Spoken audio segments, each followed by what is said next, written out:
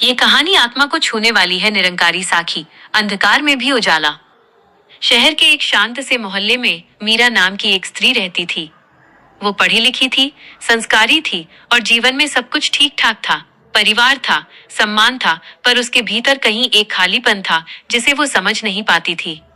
मीरा अक्सर सोचती, सब कुछ होते हुए भी मन अशांत क्यों है?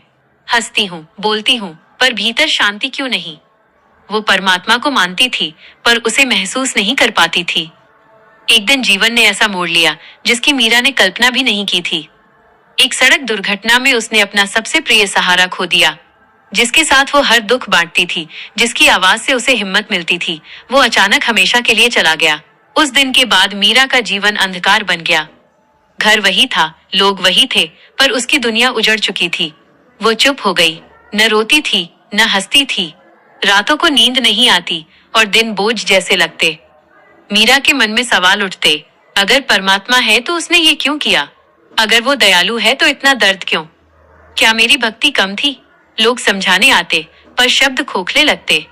एक दिन उसने कहा, मैं अब किसी से कुछ नहीं सुनना चाहती। मीरा ने बोलना कम कर दिया, पर एक चीज उसने नहीं छोड़ी, मौन।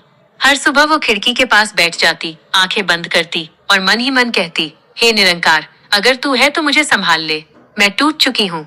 यह कोई दिखावटी प्रार्थना नहीं थी, ये टूटे हुए मन की सच्ची पुकार थी। धीरे धीरे मीरा ने महसूस किया कि जब वो कुछ नहीं बोलती, तब भीतर से एक शांति की हल्की लहर उठती है। वो समझने लगी, परमात्मा शब्दों में नहीं, अनुभूति में मिलता है। एक दिन उसे ये भाव आया, जो चला गया वो छूटा नहीं। वो निरंकार में विलीन हो गया। इस विचार से उसे पहली बार सुकून मिला। एक दिन मोहल्ले में एक बच्ची बीमार पड़ी। लोग डरे हुए थे। मीरा आगे बढ़ी, वो बच्ची के पास बैठी, उसका हाथ पकड़ा और बोली, डरो मत, तुम अकेली नहीं हो। उस पल मीरा को लगा जैसे वो खुद अपने दर्द को सहला रही हो। वह धीरे धीरे सेवा में जुड़ने लगी, बिना प्रचार, बिना नाम, बस प्रेम से। एक शाम मीरा ने मन ही मन कहा, हे निरंकार, आज समझ आया, दुख सजा नहीं, जागरण होता है। उसे एहसास हुआ, अगर विपत्ति न आती तो वो कभी भीतर न झांकती। आज वो जान चुकी थी, परमात्मा ने उससे कुछ छीना नहीं, उसे खुद से मिलवाया है। आज भी मीरा अकेली है, पर वो टूटी नहीं है।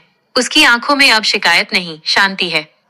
वो कहती है, मैंने परमात्मा को पाने के लिए कुछ मांगा नहीं, बस भरोसा किया, और वही भरोसा उसकी सबसे बड़ी ताकत बन गया।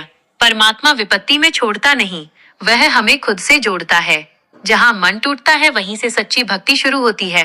निरंकार को पाने के लिए आवाज नहीं, विश्वास चाहिए।